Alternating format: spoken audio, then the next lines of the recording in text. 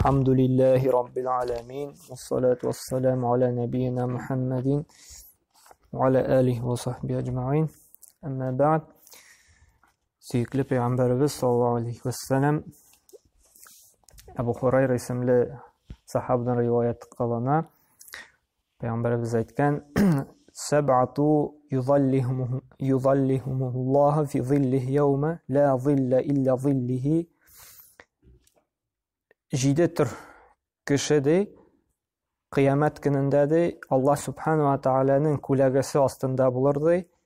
Hem kıyamet gününde buten birinin de kulaga bulmazdı. Şu Allah Teala'nın kulagasından başkadı. Ne bu kıyamet gününün bir tasvirlağı. Kıyamet gününde şunun hatlıktığı issi bulur. Hem de kıyaş kişiye bik yakın bulur. Hem şu kıyaş bik katı yakınlık bulğanğa kişiye bir katı issi bulur, bir katı tirler, bir katı işesi gelir. Hatta şu tirleri çıkıp kişinin teninden indi. Kişi üst tirinde bata başlar. Bata başlap tunçağa başlar. Şun hatlik issi bulur. Hem şu issiden kaşırga birinin kulaga da, birini yurtta, birini ağaçta, birini tavuş kuşluğuyla bulmayacak. Kişiler şu isside bir özleri kalacaklar. Kıyamet günü şunday dehşetli gün bulacak. Hatta kukrek sütün aşatkan anası da öz balasın taşlap kaçacak.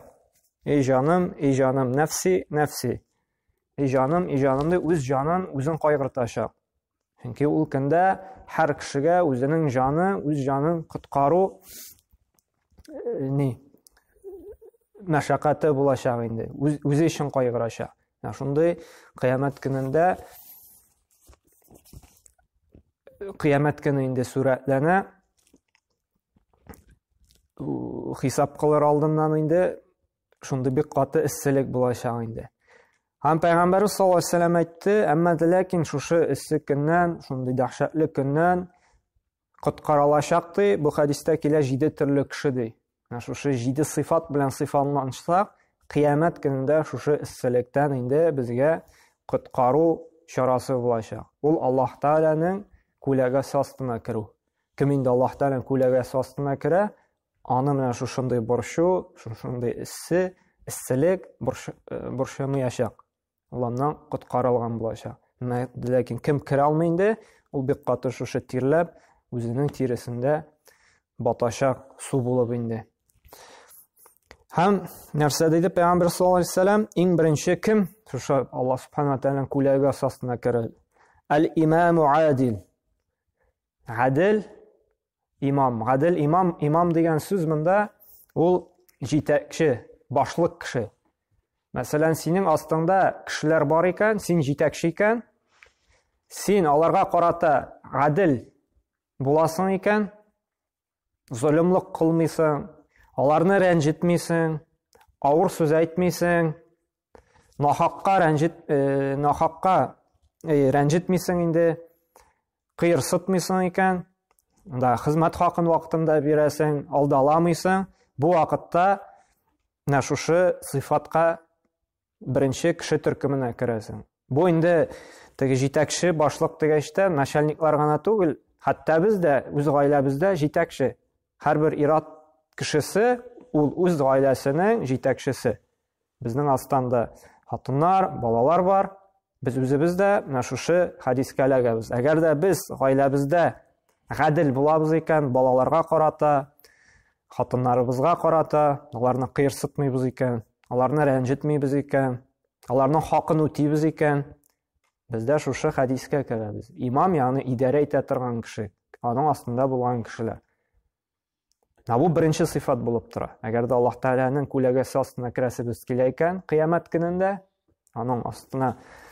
onun sakşılığı astına deyiginde. Biz adil jitekçi bulurga tiyişbiz. Ayttık ekan, vaqda bizde turga tiyişbiz ekan. Hizmet hakkın şunda itip koyduğu ekan, biz onu tülerge tiyişbiz. Sözünü birdenken, sözünü öterge tiyişsin. İşley almadı, bir anası kilip çıktı ekan, ana indi ağır sözler aytıp, onu qiyırsıtırga, onu rencitirge yaramay. Adil bulurga kerak. Бу беренче сыйфат булды. Икенчесе ва шаббун наша би'ибадатиллаһи азза ва джалла.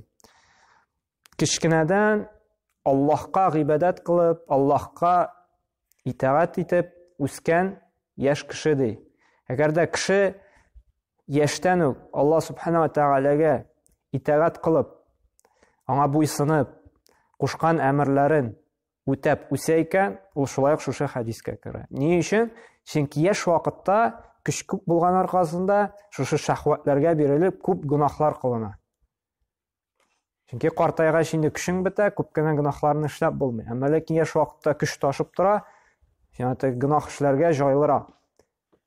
Шуңа күрә менә монда искәртә, яшьтән үк шушы Аллаһка диндә, Аллаһка гыйбадат кылып үскән кеше Аллаһның астында, Аллаһның күләгәсендә булачак.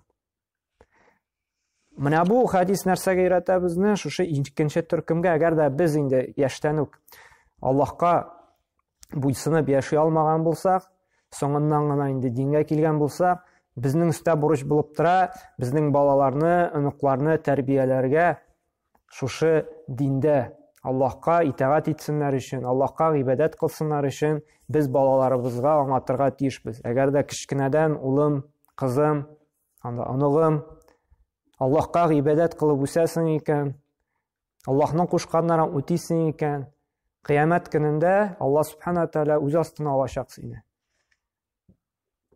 Син кыямәт көнендә калганнарга караганда шушы хисап көнен җиңелрәк үтәчәк. Һәм шушы Бухари һәм Муслимда килгән шушы хадисне без аларга, сөйләргә, аңлатырга тиешбез. Менә кичкенәдән Аллаһка гыйбадат кылып үскән кеше Аллаһның астында булачак, аның күләгәсе астында булачак дип өйрәтергә тиешбез. Үзебез инде яшьләр булсак инде, тагын да арттырырга тиешбез шушы Аллаһка якынаюыбызны, гыйбадатларыбызны, изгелекләребезне. Өченче төр кеше وَرَجُلٌ قَلْبُهُ مُعَلَّقٌ فِي الْمَسَاجِدِ. Мәчетләр белән калбы, мәчетләр белән бәйле булган кеше. Әгәр дә кеше мәчетләрне ярата икән, мәчеткә барасын көтеп тора икән, һәм юксына икән мәчетне, шушы төркемгә керә, өченче төркемгә. Әгәр дә инде кеше мәчетне яратмаса, әллә нигә бер генә килеп алсан да, мәчеткә барасы бар дип, авырлык булса, инде бу төркемнән чыга. Инде киресенчә булса, мәчетне сагынып тора, тагын кайчан барырмын икән, кайчан намаз җитә инде, кайчан мәчеткә барырым дип атлыгып тора икән мәчетне, шушы хадискә эләгә. Мәчеттә булырга ярата, анда гыйлем мәҗлесендә булырга ярата, анда утырып Кур'ан укырга ярата. Мәхәббәте бар икән мәчеткә, анда йөрүгә, анда утырырга, анда көтәргә, намазларны гыйлем алырга, Кур'ан укырга, анда төрле изгелекләр эшләргә, мәчеткә ярдәм итәргә, бу шушы төркемгә керә. Аллаһның күләгәсендә, Аллаһның астында булачак. Бу мәчетне ярату, мәчеттә утыру дигән сүз түгел, көне-төне. Юк. Әмма ләкин мәчеткә йөреп, анда гыйлем алып, гыйлем таратып, һаман сайын мәчетне уйлап, качан барырмын дип инде шушы ук хадискә эләгә. Һаман мәчеттә яту дигән сүз түгел бу. Әмма ләкин инде вакыт белән инде мәчеткә йөрү, аны ихтирам итү, ярату, ярдәм итү, шушы төркемгә керә.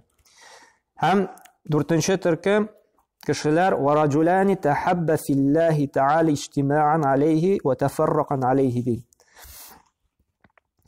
Кешедәй, ике кешедәй берсе Аллаһ ризалыгы өчен ярата икән, һәм Аллаһ ризалыгы өчен бер-берсе белән аерыла икән, шулай ук шушы төркемгә керә ди. Бу нәрсә бу кардәшлекне әйтә.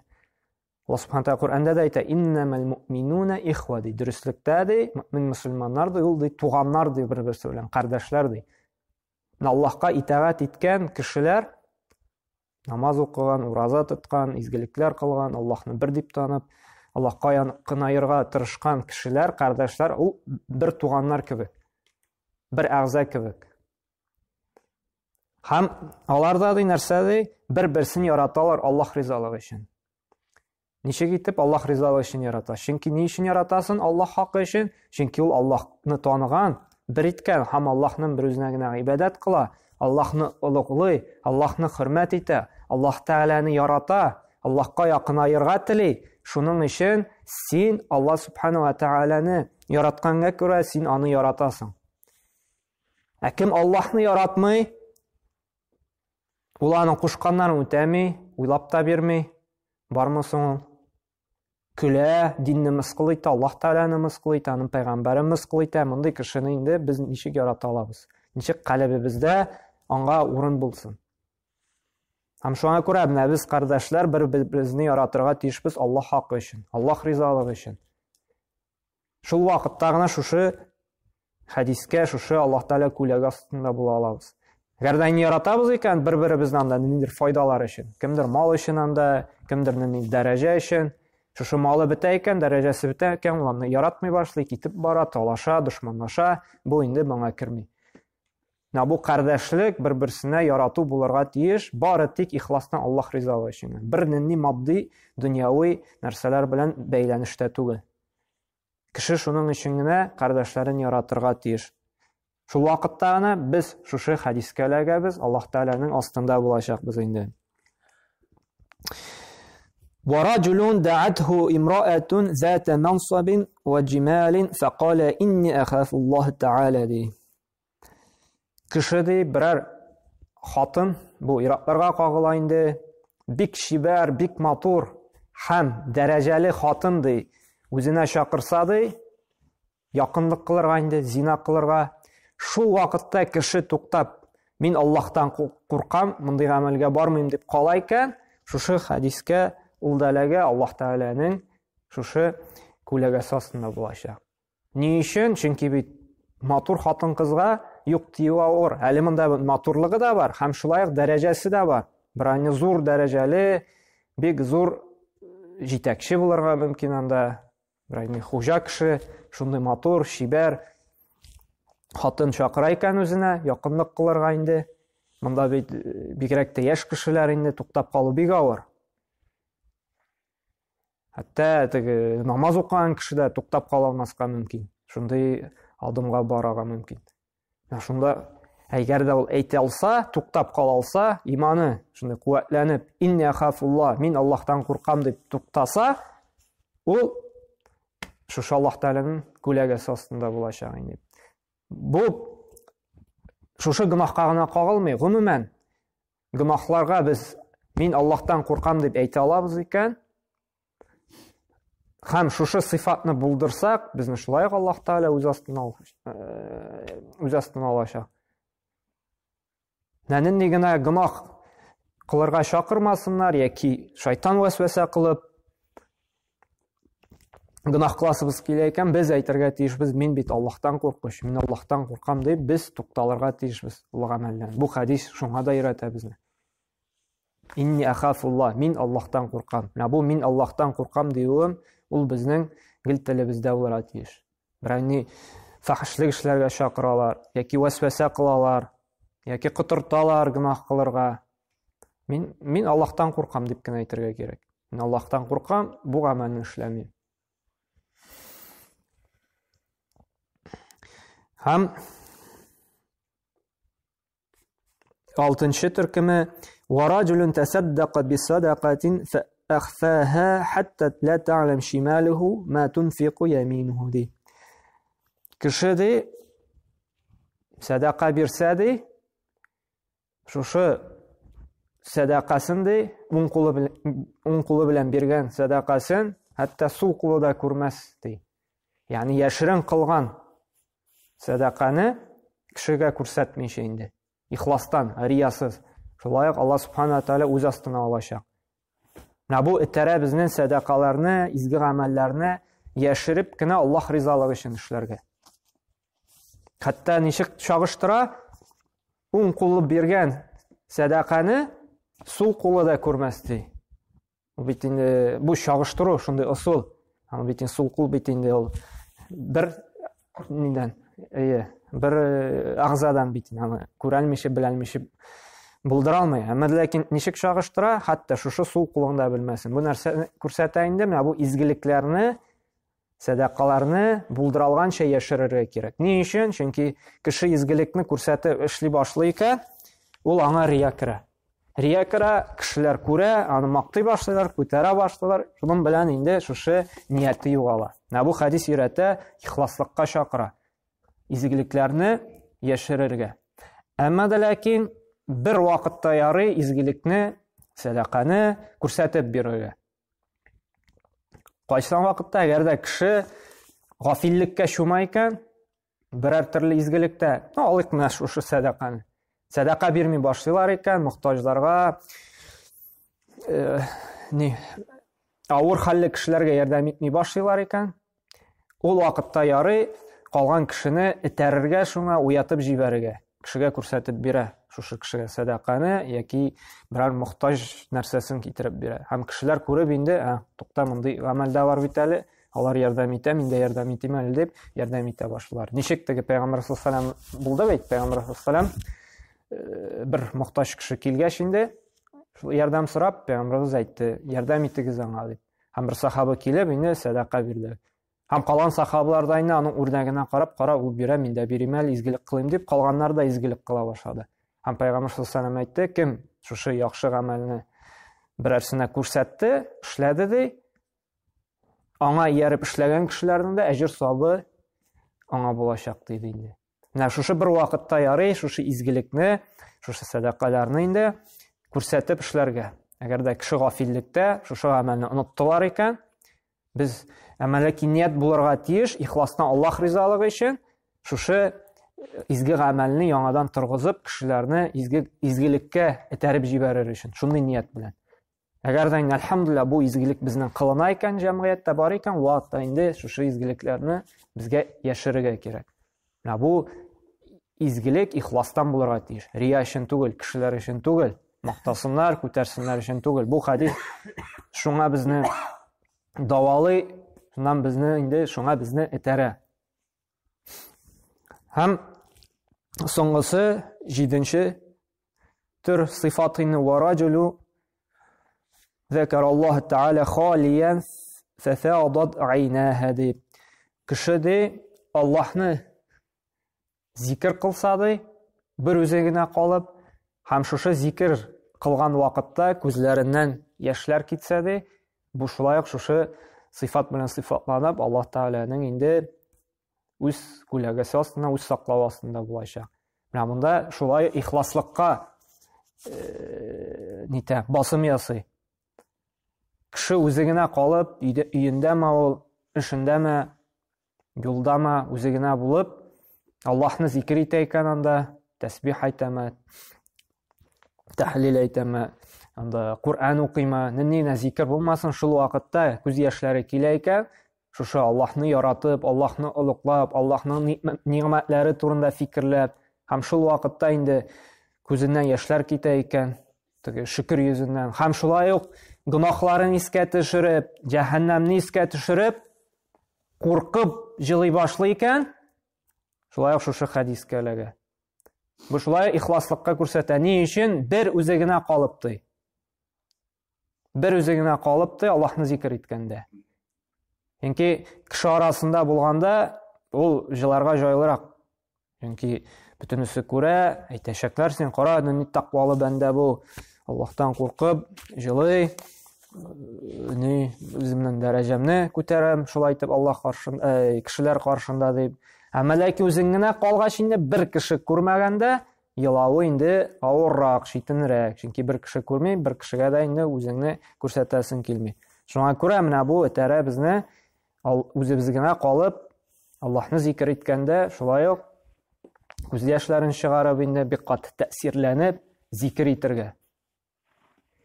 Менә шушы бу хадис безнең Бухари һәм Муслим җинтанда килә. Менә шушы сыйфатлар белән без дә сыйфатлансак, biz кыямәт көнендә Аллаһ Субхану ва Тааляның инде күләгәсе астында булачакбыз. Безгә кыямәт көненең исселеге тәэсир итмәячәк. Без үзебезнең тиреләребездә батмаячакбыз. Һәм бу бик мөһим. Кыямәт көндә, хәзерге көндә дә әзрәк җәйләр җитәме, иншалла. Иссе көннәр башланса, кая кирип качарга белмибез. Суык җирләр эзлибез, кондиционерлар куйдырабыз. Анда бит качып булмаячак. Анда качарга берни нәрсә булмаячак. Кондиционер да булмый, салкын өйләр дә булмаячак, шәүлә дә булмаячак, агачлар да булмый, тавык куышлыгы да булмый, базлар да булмаячак, бер нәрсә булмаячак. Әмма ләкин хәзерге көндә үк уйлап, фикерләп, үзебезгә хисап кылып, шушы сыйфатларны үзебездә булдырып, үзебезне коткарсак кына, без Аллаһ Тәгаләнең инде астында, шәүләсендә, күләгәсендә булачакбыз инде. Һәм Аллаһ Субханаһу ва Тәгалә тәүфыйк бирсен, һәр барчабызга да шушы сыйфатларны булдырып, шушы хадистә әйтелгән кешеләр төркеменә безгә дә керергә, кыямәт көнендә дә Аллаһ Субханаһу ва Тәгаләнең күләгәсенә кереп, аның астында булырга язсын иде инде. Һәм һәр барчабызга да Аллаһ Субханаһу ва Тәгалә тәүфыйк, һидаят бирсен, шушы алган, белгән гыйлемнәр белән гамәл кылырга, бары тик Аллаһ Тәгалә риза булган, яраткан гына изге гамәлләр кылырга, һәм ахыр чиктә инде һәр барчабызга да фирдәүс җәннәтләренә кергән насыйп эйлесен. Аллаһ Субханаһу ва Тәгалә. Субханака Аллаһ бихамдика ва ашһаду ан ла илаһа илля ант ва астагфирука ва атубу илейк.